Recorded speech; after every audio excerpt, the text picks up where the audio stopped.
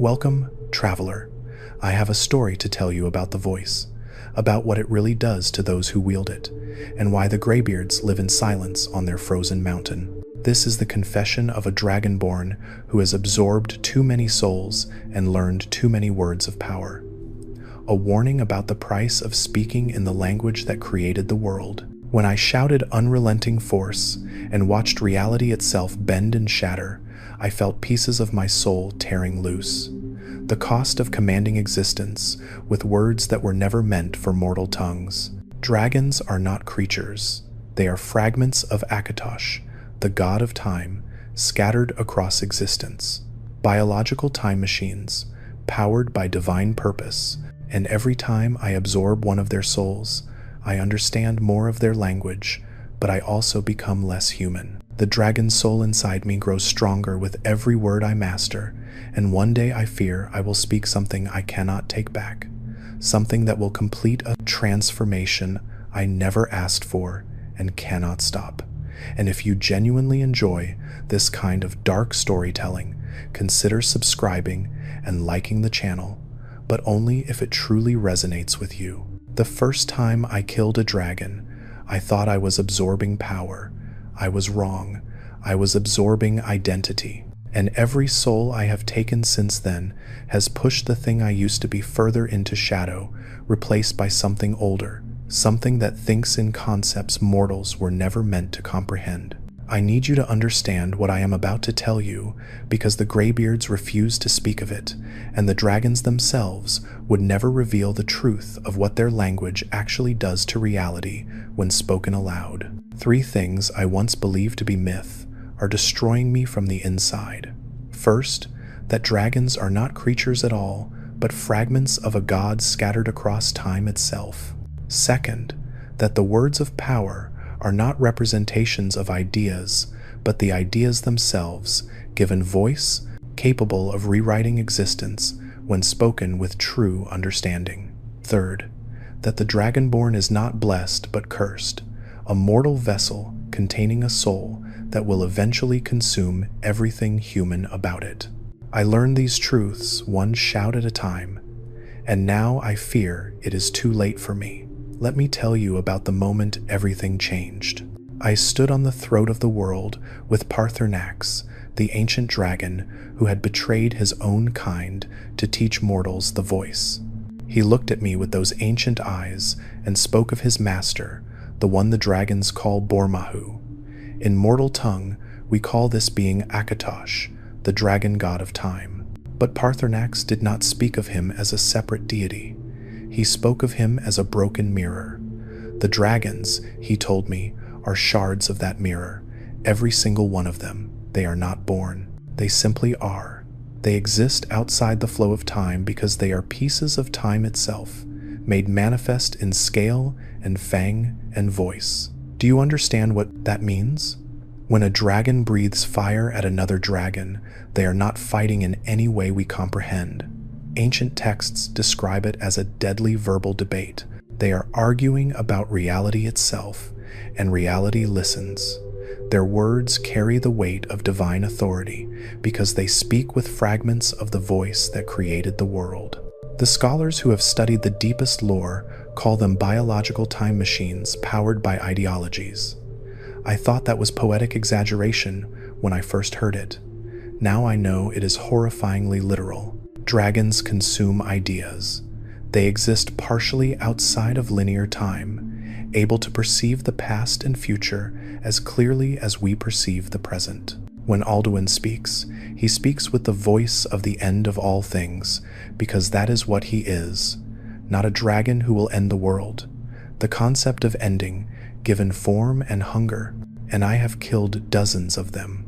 I have absorbed their souls. Do you know what happens when you absorb the soul of a being that exists outside of time? It does not simply grant you knowledge. It restructures your mind to perceive the world as they do. Every dragon soul I have taken has taught me words of power instantly, knowledge that would take mortal tongues decades to master through meditation and study. But there is a cost the Greybeards never speak of.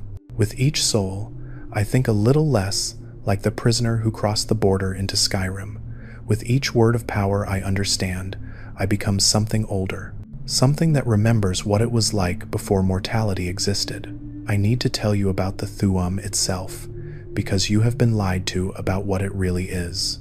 The voice is not magic, not in the way destruction spells are magic, drawing on the caster's own reserves of power. The Thu'um is something far more dangerous. It is the language of creation. When Akatosh spoke Mundus into existence from the void, he used these same words. When I shout, I am not casting a spell, I am commanding reality to obey my voice. The first word I truly understood was fus, force. When I speak it, I feel something tear inside my chest, like pulling a thread from a tapestry. The word leaves me and reality bends. It does not push things away because I am creating kinetic energy. It pushes things away because I have spoken the concept of force into existence at a specific point in space and time, and the universe must comply. That is what every shout does. Ro means balance, Da means push. Together, unrelenting force does not describe pushing things. It creates the act of pushing from nothing, tears a hole in the fabric of what is possible, and forces everything in its path through that hole. The greatest tongues of ancient days understood this power in ways that have been forgotten. Before and during the Skyrim conquests 1,000 years ago, the mightiest war chiefs were masters of the voice. When they attacked a city, they brought no siege engines. They needed no battering rams, catapults. The tongues would form a wedge before the gatehouse, draw in breath together, and when the leaders shouted, the doors were blown inward. Stone walls reduced to rubble by nothing but words. Their voices alone rendered entire fortifications useless. Even a single young master of the voice could bring down defenses that would require weeks of conventional siege. I have read accounts from soldiers who witnessed it. They described the sound not as thunder, but as the world screaming, as if reality itself was protesting what was being done to it. And still, those ancient warriors were mere mortals who had trained for decades. What happens when something with a dragon's soul uses the same power? I think of Mirok often, the first Dragonborn. He lived during the time when dragons ruled as gods over men, served by the dragon priests who kept humanity enslaved. Mirok turned against his masters. He learned the voice and became something the dragons feared. And when another dragon, priest named Valak, confronted him, their battle was so destructive that it literally tore the island of Solstheim away from the mainland of Skyrim. This is not myth. This is recorded history. Two mortals screaming at each other with the voice for days on end, hurling shouts and arcane energy with such fury that they reshaped geography. Continental plates shifted. An island was born. Because two beings who understood the dragon language refused to stop arguing. That is the power I wield now. That is what flows through my voice every time I draw breath and speak a word of power. The Greybeards tried to warn me when I first climbed the 7,000 steps to High Hrothgar. Master Arngir greeted me on behalf of the Order because he is the only one who can speak to mortals safely. The other Greybeards have voices so powerful that even a whisper could kill. When they formally acknowledged me as Dragonborn, they spoke a single word together, Dovahkiin. The mountain itself trembled. Stone cracked. Avalanches threatened the settlements below, and that was them being careful. That was them showing restraint with a word they had practiced for decades. They live in absolute silence because they fear what might happen if they spoke without perfect control. One careless word from them could level cities, and yet their power pales compared to what the Dragonborn is capable of, because they trained for lifetimes to understand single words of power. I absorb understanding in seconds. What takes them decades, I master in the time it takes for a dragon's soul to fade into me. At first, I thought this was a gift, the blessing of Akatosh, the tool I needed to stop Alduin and save the world. Now, I understand it differently. The dragons do not simply know their language, they think in it. Their minds are structured around concepts that have no equivalent in mortal tongues. ideas so vast and absolute that humans cannot hold them without being changed by them. I have started thinking in words that do not translate. I will reach for a concept in my mind and find only the dragon word for it, with no mortal equivalent. Fus is not force to me anymore. It is something more, something that includes the idea of force, but also implies the rightness of imposing will, the divine authority to make reality comply. When I think about the passage of time, I no longer think in hours and days. I think in teed, which is time itself, not measured but felt, flowing and bending and sometimes breaking. What do you think really happened here? Drop your thoughts in the comments, because I am genuinely unsure whether I am transforming into something divine or losing my humanity to something ancient that merely wears it as a mask. The Greybeards teach the way of the voice. Meditation, patience, harmony between self and world. They believe the Thu'um should only be used for worship and in times of true need. But they are mortal.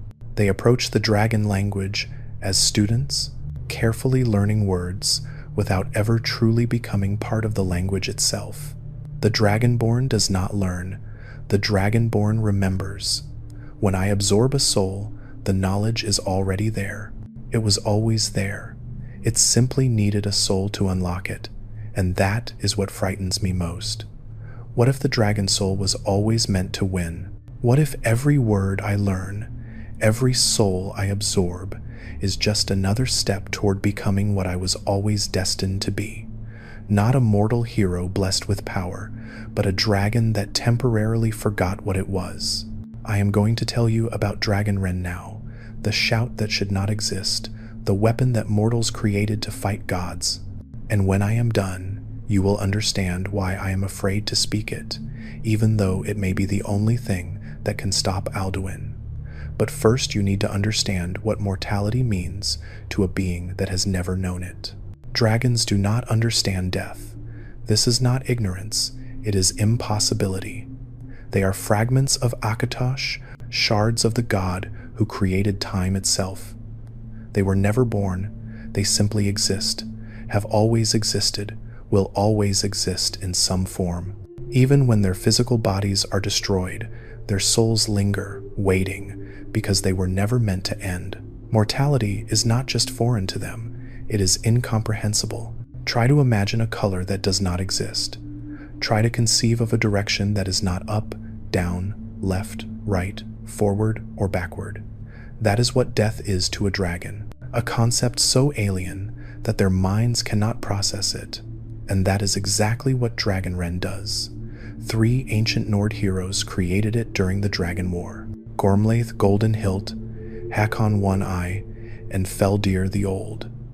They had learned the voice from Paarthurnax, trained for years to master words of power that could challenge the dragons. But nothing they had could truly defeat Alduin. He was immortal, invincible. No matter how many times they struck him down, he would return. So they did something that had never been done before. They invented a new shout. They spoke into existence an idea that had never existed in the dragon language: Jur Za Frul, mortal, finite, temporary. The words themselves are an attack on the fundamental nature of dragonkind. When I speak Dragonrend, I am not casting a damaging spell. I am forcing an immortal being to comprehend its own death. I am shoving the concept of ending into a mind that has no framework to understand it, no context to process it. The dragon language has power because words in it are not descriptions of ideas, but the ideas themselves. So, when I shout mortality at a dragon, I am not telling it about death. I am making it experience the reality of being temporary, finite, mortal. The effect is devastating. Dragons struck by Dragonrend cannot fly. They crash to the ground, writhing, their concentration shattered by a truth they cannot escape. Their very souls are lashed by the understanding that they will end. For a being that has existed since before time was linear, that has watched eras pass like seasons, This knowledge is agony. It tears at their essence. They cannot ignore it because the shout makes it real. I have spoken mortality into existence and aimed it at their minds. I learned Dragonrend by traveling back in time. Through an Elder Scroll, I witnessed the ancient heroes use it against Alduin at the throat of the world. I heard them speak it, and the words burned themselves into my understanding. And when I returned to my own time, I could speak it too, instantly, perfectly, because I did not learn it. I absorbed it the way I absorb dragon souls. The knowledge was simply there, complete, waiting for me to use it. The first time I used Dragonrend against Alduin, I felt something I had never felt before, a kind of wrongness. Every other shout I have used felt natural, like speaking a language I had always known but forgotten. Dragonrend felt like a violation, like I was doing something that should not be possible, breaking a rule that existed before rules were written, because I was. Dragons did not create that shout, mortals did. It is the only shout in existence that was invented by humans, born from their hatred and fear and desperate need to survive. It contains ideas that dragons cannot think, expressed in a language they created but did not intend to be used this way. And here is the part that haunts me. I have a dragon's soul. When I speak Dragonrend, some part of me understands exactly what I am inflicting. I feel an echo of that incomprehension, that horror of being forced to confront an impossible truth. My mortal mind can process mortality, my dragon soul cannot. So every time I use that shout, I am at war with myself, one part of me wielding a weapon that another part of me recognizes as an abomination. I think that is why Paarthurnax never spoke of it directly.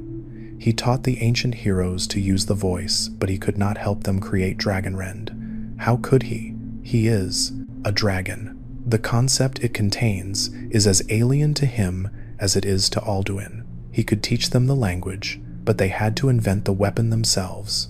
They had to take words of power and fill them with something no dragon could conceive.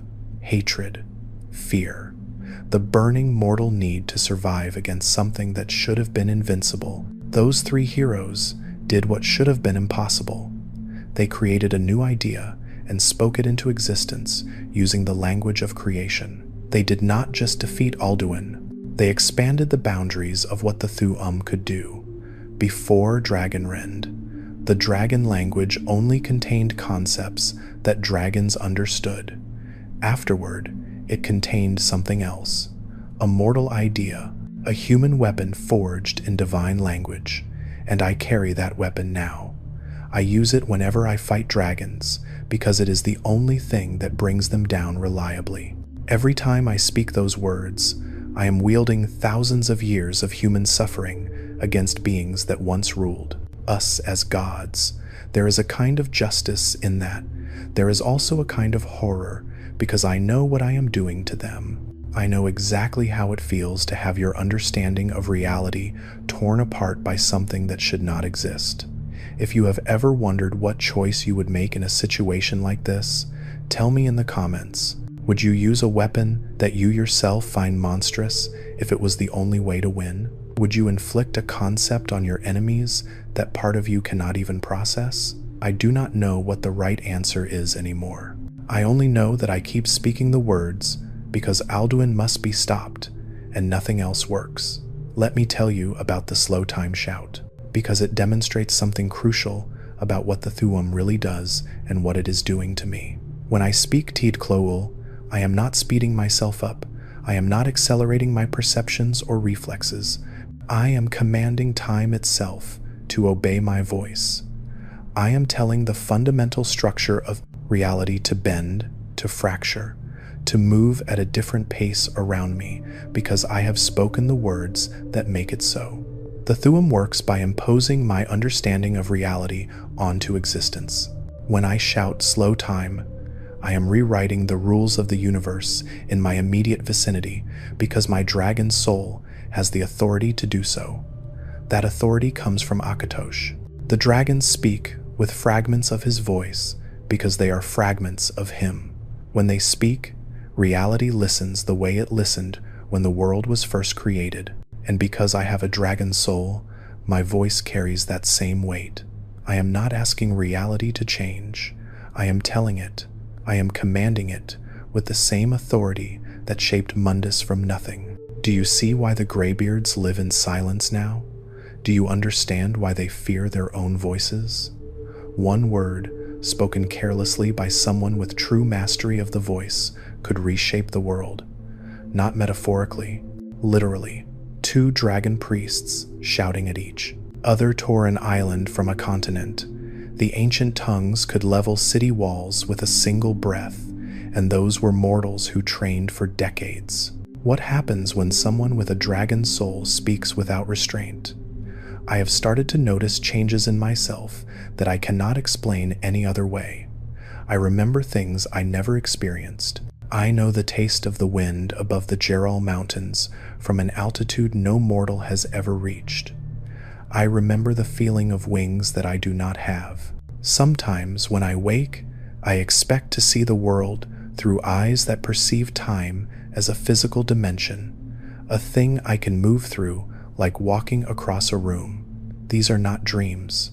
They are memories. Dragon memories from the souls I have absorbed. The more souls I take, the more I understand. And the more I understand, the less human my thoughts become.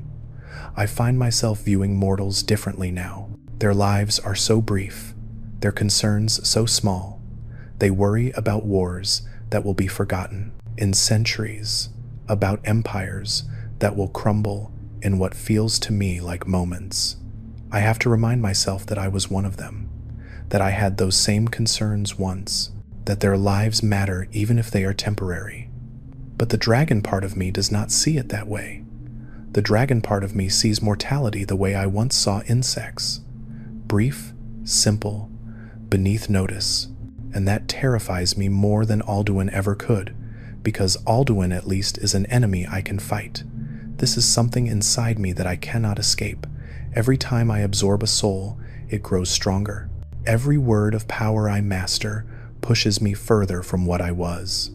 I spoke to Arngir about this once, carefully, without revealing how far the changes had progressed.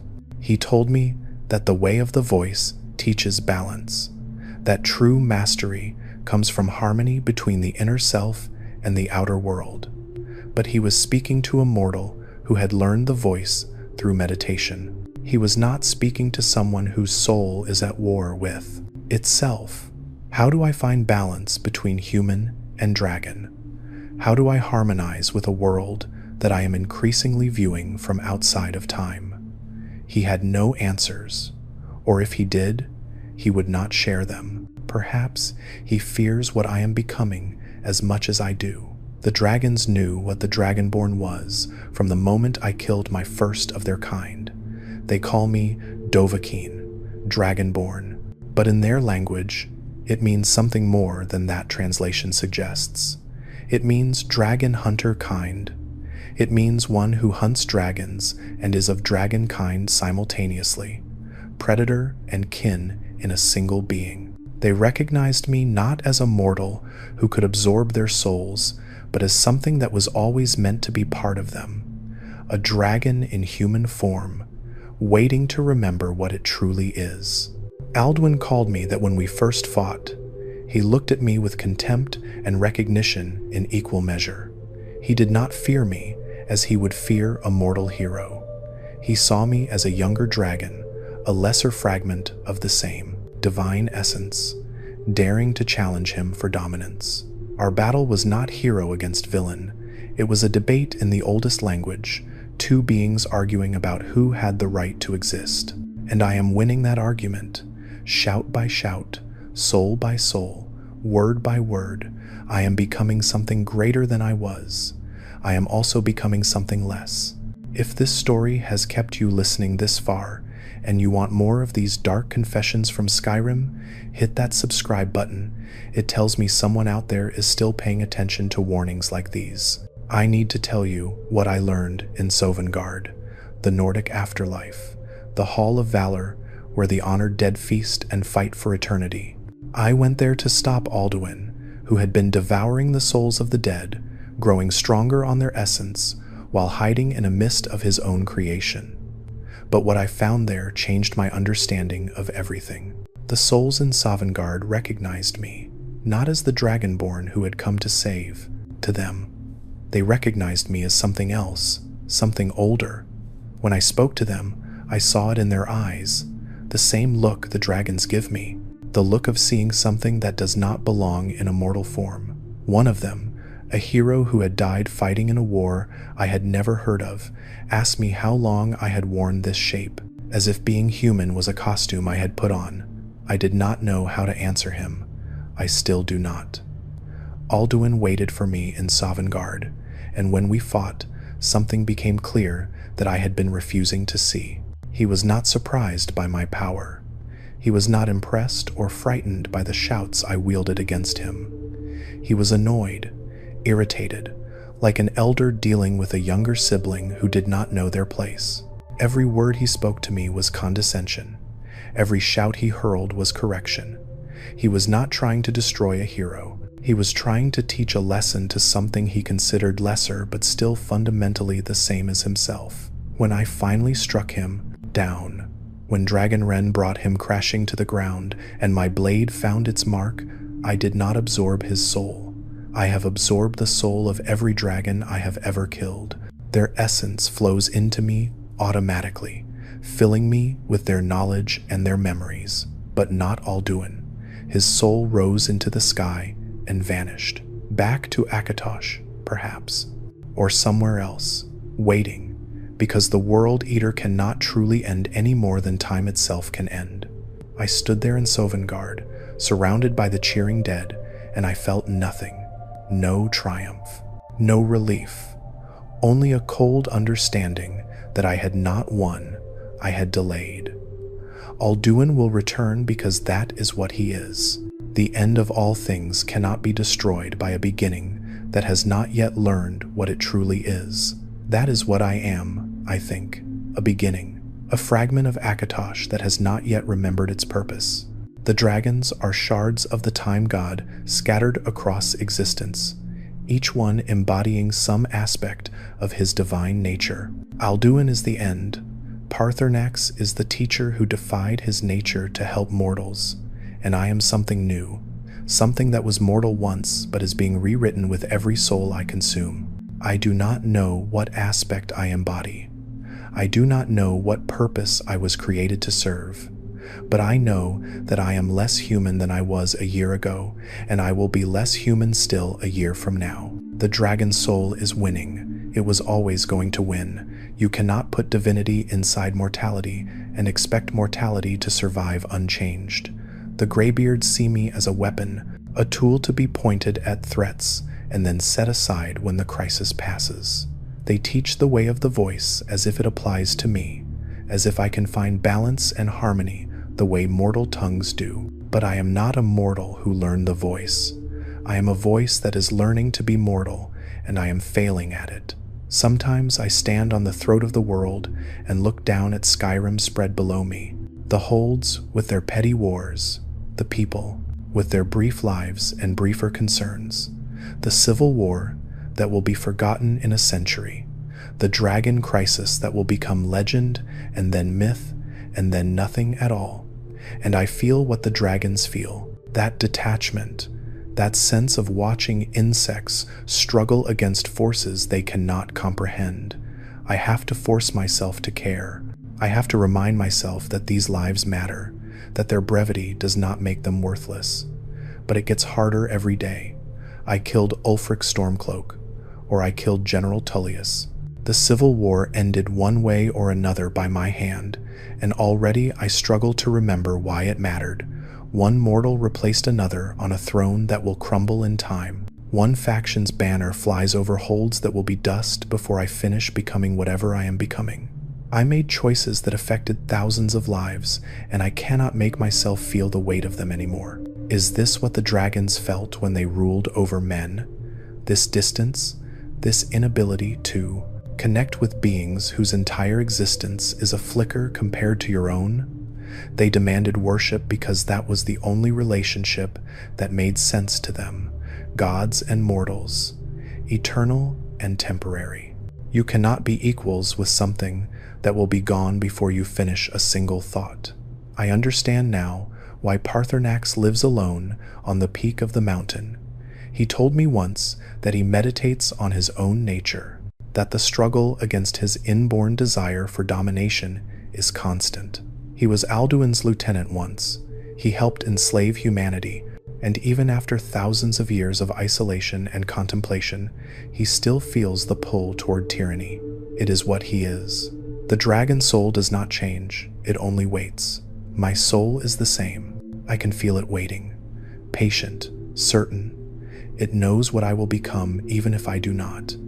Every word of power I learn brings me closer. Every dragon I kill and absorb adds to its strength. And one day I will speak a word that I cannot take back, a word that will complete the transformation and leave nothing mortal behind. I do not know what that word will be. Perhaps it does not exist yet. Perhaps I will have to create it the way the ancient heroes created Dragonrend, a new concept spoken into existence using the language of creation.